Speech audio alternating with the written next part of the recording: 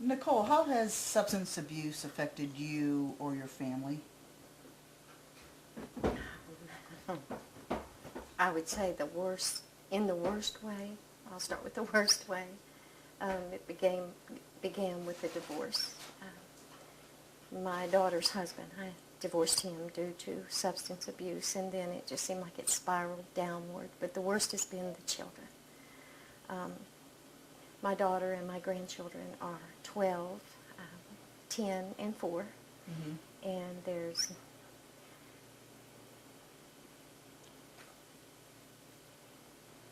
there are no words that can explain the absence of not only a mother but a father too. And as much as I love them and they love me, you cannot replace a mother, and you cannot replace a father. My hope is that they'll grow up confident, but rejection is, or so they see it as rejection.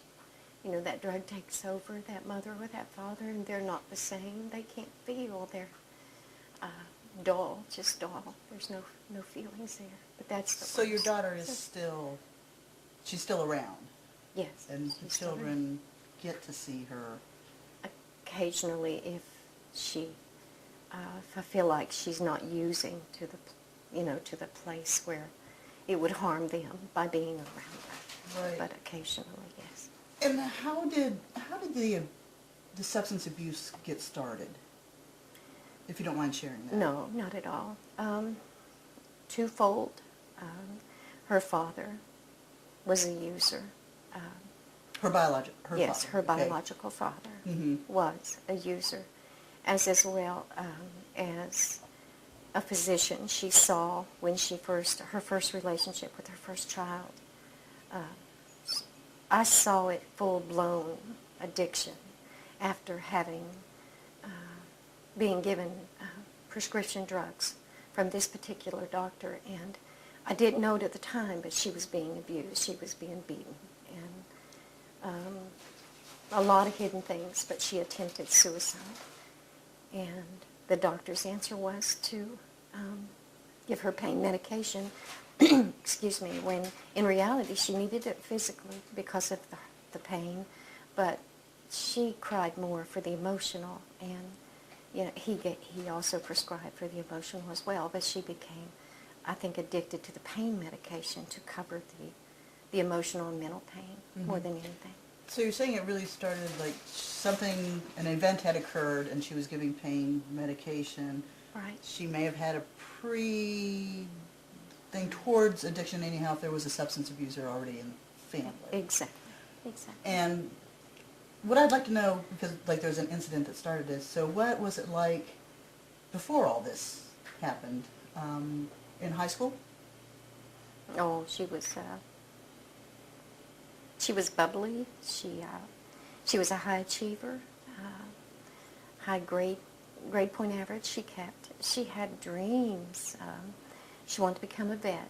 She loves animals still today, but always had a heart towards anything or anyone hurting. And she was on a jump rope team, very active. She could do her fair share of tricks, and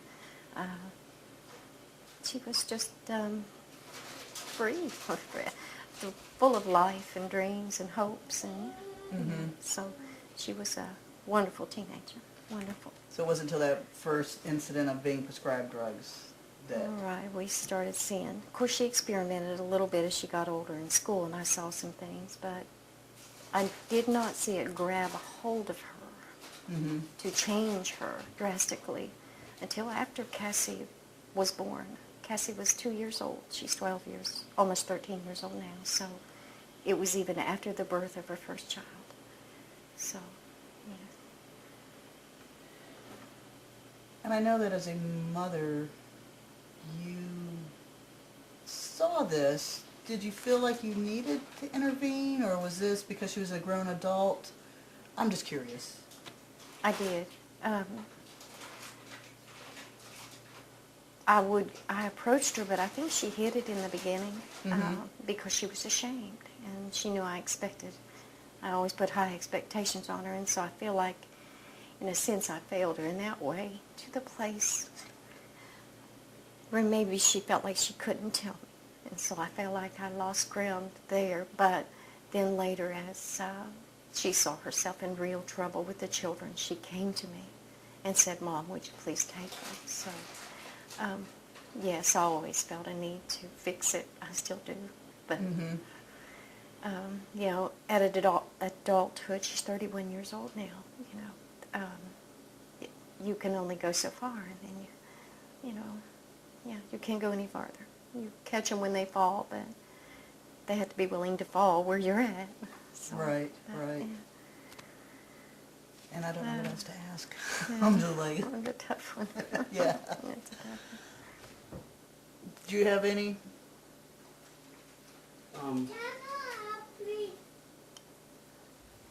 He wants to be on camera.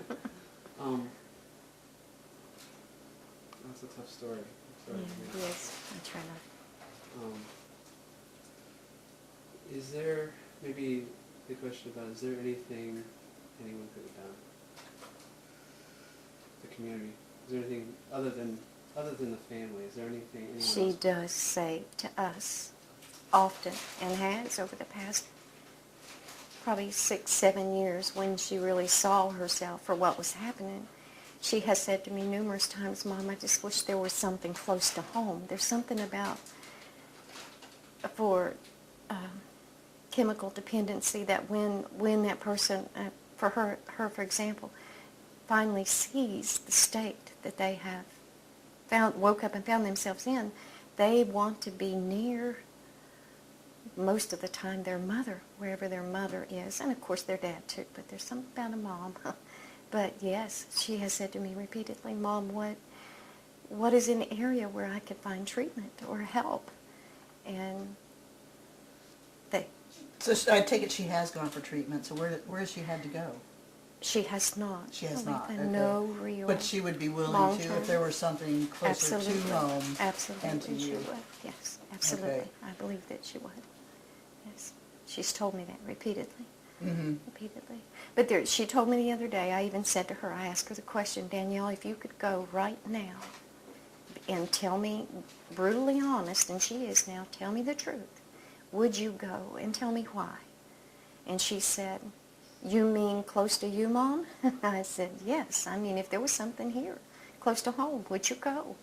She said, yes, without hesitation. I said, why? She said, because I don't want to live this way anymore. And I cannot do this on my own. And I thought, you know, there was some progress there, and I think, Right. yeah. Are there any options close to here? No. There is FMRS that would offer her an Outpatient. outpatient treatment, which she has tried and failed. Her response to that is that she wants to be freed of drugs, not one drug replace another drug. She finally wants complete and total freedom. And a lot of that, she says, is a new lifestyle. A new lifestyle. Can you wait just 1 minute? And we'll get you a drink. Or you can get it, Riley. You can get it. Do you want to be on the camera? Can you say hi? Can you say hi? Say hi, Seamus. Hi. He's taking pictures. You're usually pretty photogenic. Look there. He's got it right on you. Yeah. You see it? Wave. You see yourself? There you are. So he calls you Ma? Ma. Ma. Yeah. Ma. You give your Ma a hug? Don't give me cooties. No cooties. She kisses me and gives me cooties.